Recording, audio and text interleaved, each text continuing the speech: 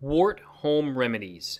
Hi, my name is Mark Olson, and I'm going to share with you today my horrible wart experience and what you can do for your warts and avoid all the pain and costly expenses I went through with my annoying wart that wouldn't die. So you have a wart or you know someone who does. Let me guess, you can't stand it. You try to cover it up, you feel self-conscious, it hurts, and you basically would do anything to get rid of it. I know how you feel, as I had an incredibly irritating wart develop on the tip of my finger that lasted for months and survived 15 different treatments performed by my family physician and a dermatologist. So here's my story. I went to my family physician to have my wart frozen off with liquid nitrogen twice, and it came back each time. And by the way, it really hurt getting that thing frozen. The pain went all the way up my arm. Apparently, the nerve endings from the hand travel up pretty far. After those two failed attempts and $60 in copays, I got smart, so I thought, and found a dermatologist to help me out. After an initial consultation, we decided to use a special cream that was described to me as a cream like poison ivy that would create a reaction to the skin and my body's natural defenses would kill the wart virus. They also applied a blistering agent to the wart to bring the wart to the surface or something. All I was left with was a large, painful blister on my finger and no reaction from the cream. After 2 unsuccessful treatments and a month of not being able to use my finger, the dermatologist decided to step it up a notch and use the laser on my finger. I agreed and quickly found the laser to be my absolute worst enemy. The pain involved with the laser was some of the worst pain I've ever felt.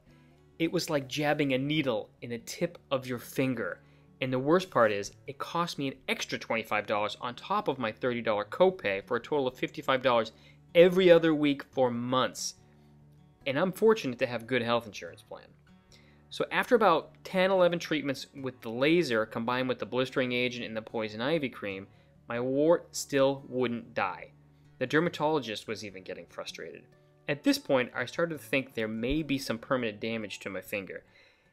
I hadn't been able to use my finger for months, and at this point I started getting really discouraged. So I started asking around if anyone knew of any wart treatments I could do at home in between my dermatologist appointments. Fortunately, a friend of mine sent me a link to a guide that would show me just what I needed to do to eliminate my wart.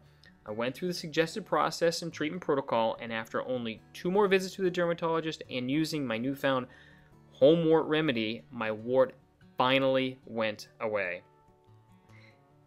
When it was all said and done, the treatments cost me approximately $650 and months of pain and inconvenience. The bill without insurance would have been just over $300 each visit, around $4,500 total, just for the small wart on the tip of my finger. So please, don't go through what I went through. Did you know that 73% of warts that are frozen off come back? How convenient for the health professionals who get us to return again and again for treatment after treatment.